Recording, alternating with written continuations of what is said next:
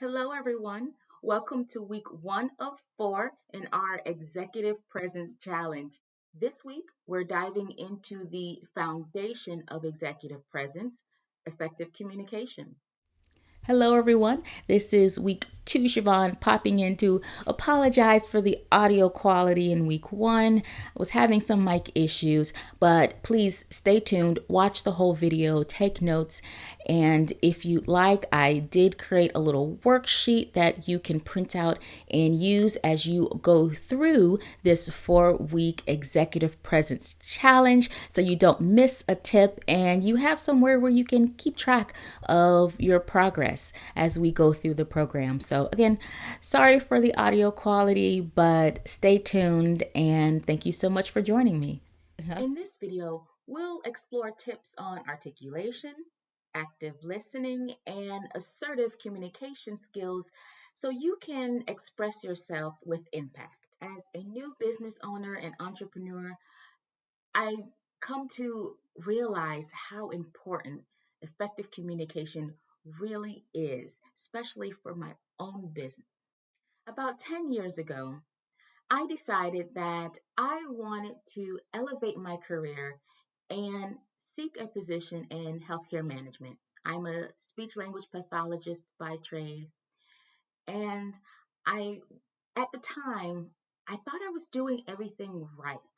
And I knew that at some point I was going to get that opportunity, get that promotion to send me into that management, healthcare management atmosphere.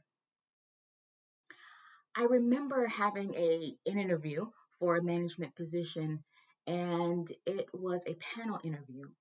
The first part, we interviewed with the doctors and other managers and leaders within the organization. And the second half of the interview was a peer interview. Again, a panel peer interview. I didn't get the position, and as we all should do, I sought feedback. I approached one of the members of the panel to ask, what could I have done differently? What was it about my experience, my resume, or my interview that allowed someone else to get the position over me? And the answer was my executive presence. While this individual didn't say executive presence specifically, she mentioned that my body language, my communication style, and the fact that many individuals were unaware of my desire to ascend to management made them a little worried about placing me into this role. She made mention of how I sat in my chair, my arms folded in my lap or right in front of me at the table. My voice didn't sound powerful, and I wasn't speaking with an assertive communication style. She also mentioned that many individuals on the panel looked through my resume and were actually surprised at all that I have done and accomplished. No one knew that I was responsible for so many of these process improvement initiatives. So, fast forward to today, I'm now a business owner. I own my own clinic, and it's all coming back the importance of good presence and good communication skills. This year, I'm going to work on improving my executive presence, and I hope you'll join me in this journey. All right, let's dive into week 1, the foundation of professional presence, which is effective communication. So, our first focus is articulation and how to sound more articulate. So, our first task this week is to record ourselves communicating. I want you to find a communication partner you trust, preferably one whose communication style you admire, and I want you to record yourself having a conversation with them. After that conversation, I want you to record yourself reading out loud. It can be a poem or a paragraph in a book. It doesn't matter. Pick a reading material and record yourself reading it out loud. Next, I want you to record yourself reading a few tongue twisters. I'm going to place a list of tongue twisters in the description below. And again, read them out loud and record yourself. So the first key aspect I want you to look out for is your rate. Do you speak too fast or too slow? Not only analyze yourself, but get feedback from others around you.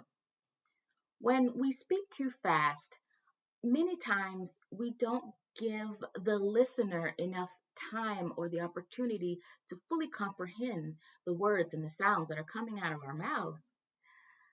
But if we speak too slowly, then the listener might lose interest. So you want to maintain an appropriate pace, an appropriate rate. Next, pay attention to whether you're articulating or enunciating the words properly. Pay particular attention to the endings of words. Now, enunciating or articulating can be tricky because you can do too much and sound unnatural and robotic, or you can do not enough and confuse the listener. I'll give you an example. So I could say, Peter Piper picked a peck of pickled peppers. You likely understood what I said. You've heard that rhyme before. However, I could say, Peter Piper picked a peck of pickled peppers. Obviously, I'm over exaggerating. But did you hear how unnatural that sound? Peter. When practicing your articulation, you want the sounds to flow freely, smoothly from the mouth without feeling forced. Most American English speakers wouldn't say Peter, we would say Peter, a soft tap of the T. Peter. Would others understand you if you said Peter? Yes. But if that's not how you communicate, if that's not part of your dialect, you don't have to overdo it. Here, we're not talking about changing your dialect or your accent. It's more about communicating in a way where the listener can perceive and understand the sounds as they flow. When you're practicing and you realize that there are some sounds that you're just not pronouncing or articulating correctly, then that's the target for this week. That's what you want to practice. If you're having a lot of trouble with this and need more help, seek out a communication coach or someone like me, a corporate speech pathologist, that can help you develop these articulation skills. The next tip is if you notice yourself mumbling or if others have told you that you're a mumbler, try increasing your inflection and opening your mouth a little bit wider. Let me demonstrate. So some individuals who mumble tend to hold their teeth and their lips really close together. Opening the mouth a little bit wider provides so much more clarity. Now, you don't, again, have to over exaggerate this, opening the mouth too wide, and you look a little silly. So practice in the mirror, opening a little bit wider, and see how that improves your communication, if that improves your communication. You also want to vary your pitch and tone as you speak. Again, using Peter as our example, I could say, Peter Piper picked a peck of pickled peppers. Or I could say, Peter Piper picked a peck of pickled peppers. Peter Piper picked a peck of pickled peppers. Peter Piper picked a peck of pickled peppers. Changing my inflection, again, allows me to concentrate a little bit more on the sounds that are coming out and will help the listener pick up what I'm trying to say. You might notice that I throw in a few strategic pauses when I'm communicating. This does a few things for me. One, it helps prevent me from putting in fillers in my sentences, like uh, mm, filler words and interjections decrease your credibility when you're trying to sound more articulate. For me, what helps is placing in strategic pauses so I can think, collect my thoughts briefly so that I can think about what I'm going to say next. And finally, maintain good body posture. We're going to talk a little more about body language later on in our challenge, but for now, just keep in mind that if you close off your breath support, your voice source, the vocal folds, the larynx, so you might hear it referred to as the voice box, and even our mouth and our jaw. By having bad posture, your sounds aren't going to reach your listener as well as they can. So just start thinking about that, taking note of your posture, how you stand and how you sit when you're speaking.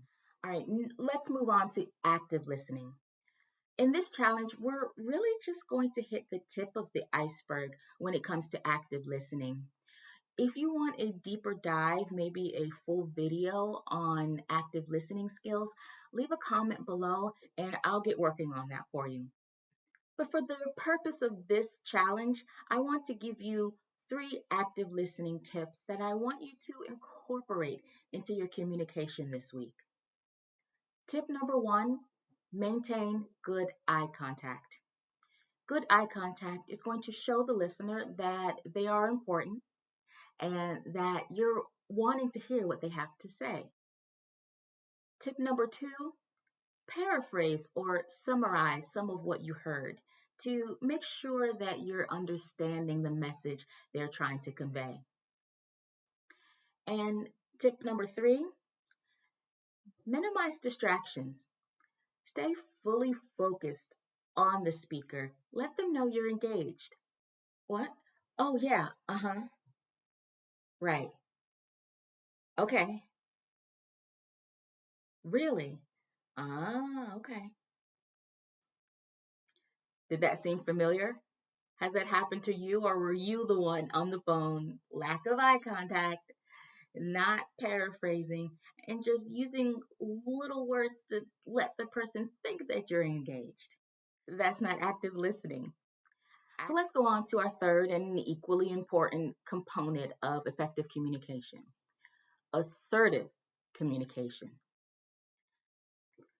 Assertive communication is about expressing your wants and needs confidently and clearly while respecting the wants and needs of others. So let's explore what it means to communicate assertively. So, tip number 1 is to use I statements. I want, I need, I feel. Tip number 2 is to practice saying no when necessary without feeling guilty. This is something I am going to have to practice a lot this year. Sometimes, in order to say yes to ourselves, we have to say no to someone else. And tip number 3 is to seek out compromises that would benefit all parties involved when possible.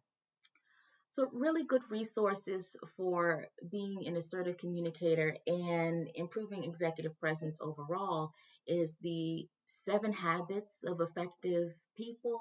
I believe that's the name.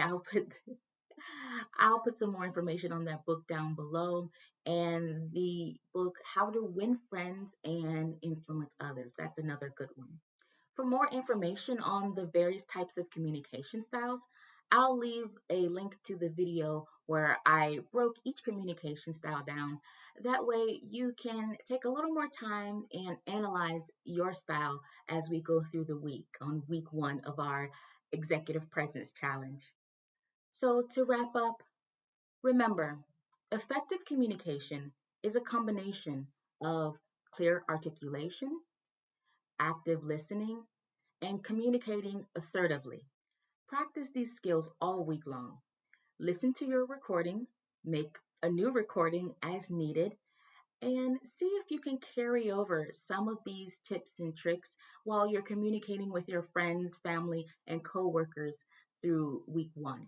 So next week we'll meet up again, check in on how week one went, and continue on to the next step in our journey, demonstrating confidence. If you found this video helpful, please give me a thumbs up, subscribe, and hit the bell notification so you know when the next part of our 4-part series will be posted. Until next time, take care.